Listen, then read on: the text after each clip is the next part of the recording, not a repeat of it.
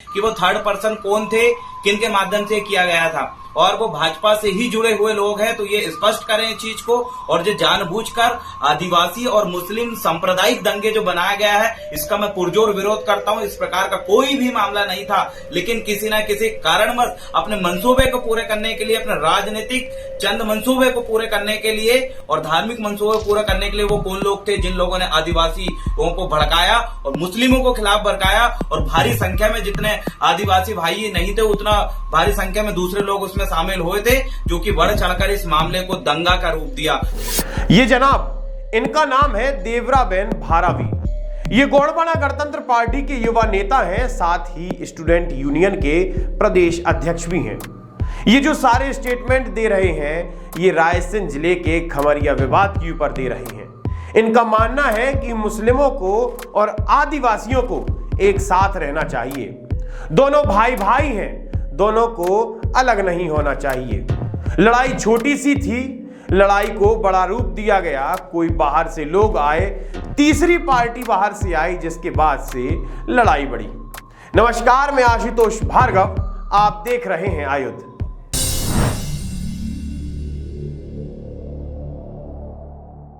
और साथियों, आप इनका समझ जाइए, ये लोग जानबूझ के आदिवासी और मुस्लिम विवाद को हुड़दंगा दे रहे हैं, क्योंकि आपको पता है फूट डालो राज करो की नीति इन लोगों की आज से नहीं है, बहुत पहले से ही है। और आपको पता है ये हमारे आदिवासी और मुस्लिम समुदाय के बीच में फूट डालना चाहते हैं, ये कल की ओबीसी और आदिवासियों के बीच में फूट डालेंगे, ये एससी और एसटी के बीच में फूट डालेंगे, क्योंकि इनको पता है मध्य प्रदेश के अंदर एसटी, एससी, ओबीसी और मुस्लिम समुदाय मिलकर आंदोलन कर रहे हैं, बात रख रहे हैं और एक तरफा हो चुके हैं। ये बात भाजपा सरकार के लोगों को खल नहीं रही है, सूट नहीं हो रही है, इसलिए अब यह मामला होना नैतिक सी बात है। इस प्रकार का कांड और इस प्रकार की जो बातें हैं, इस प्रकार की घटना की जो अंजाम होती है छोटी छोटी, उन पर ये लोग हमारे बीच में दंगा फैलाने की बात करेंगे। लेकिन हम संविधान को मानने वाले लोग हैं। जयस गोंडवाना ओबीसी महासभा और तमाम जो संगठन है, भीम आर्मी से लेके, हम सब संविधान को मानने वाले लोग हैं, संवैधानिक तौर पर अपनी मांग को रखेंगे।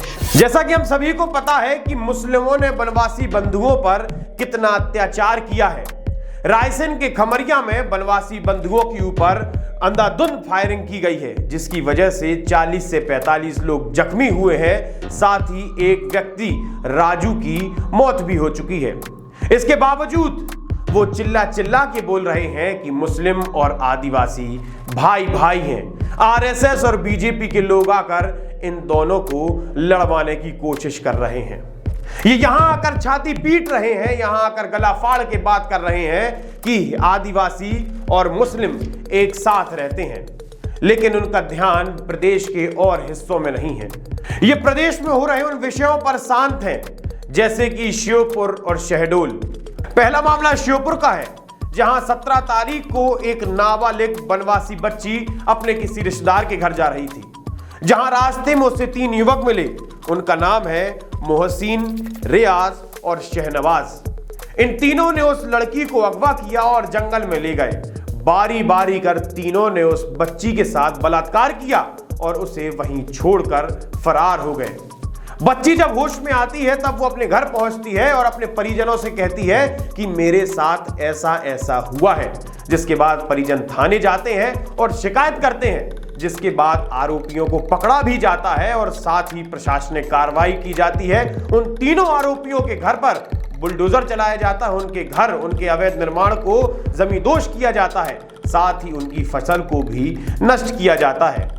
अगला मामला शहडोल का है, जहां शादाब उस्मानी ने शादीशुदा होने के बावजूद एक वनवासी लड़की को अपने प्यार के चंगुल में फंसाया, जिसके बाद वो लड़की उससे शादी करने की बात कहने लगी तो उस्मानी उससे कहता है कि तुम अपना धर्म बदल लो।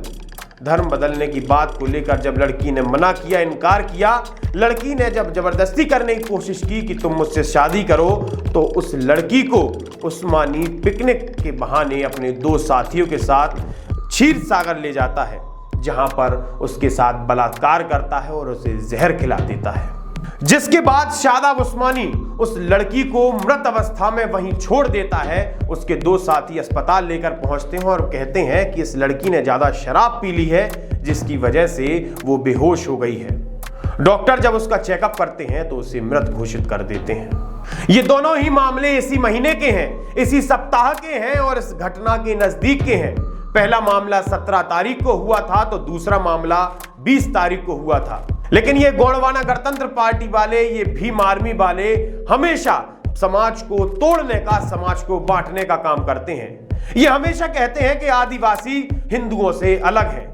जैसे कि हम सभी को पता है कि जिस दिन गोलीबारी हुई खमरिया में, जिस दिन ये हादसा हुआ, ये घटना हुई, ये विवाद हुआ, उस दिन सारे ग्रामवासी अपने घर पर, अपने गांव में होली मना रहे थे, फाग का कार्यक्रम कर रहे थे, नाच रहे थे, गा रहे थे। जिसके बाद विवाद की सूचना मिलते ही सारे ग्रामवासी, सारे वनवासी बंधु खमरिया पहुंचे। अगर वनवासी बंधु हिंदू ना होते तो क्या वो उस दिन होली मना रहे होते?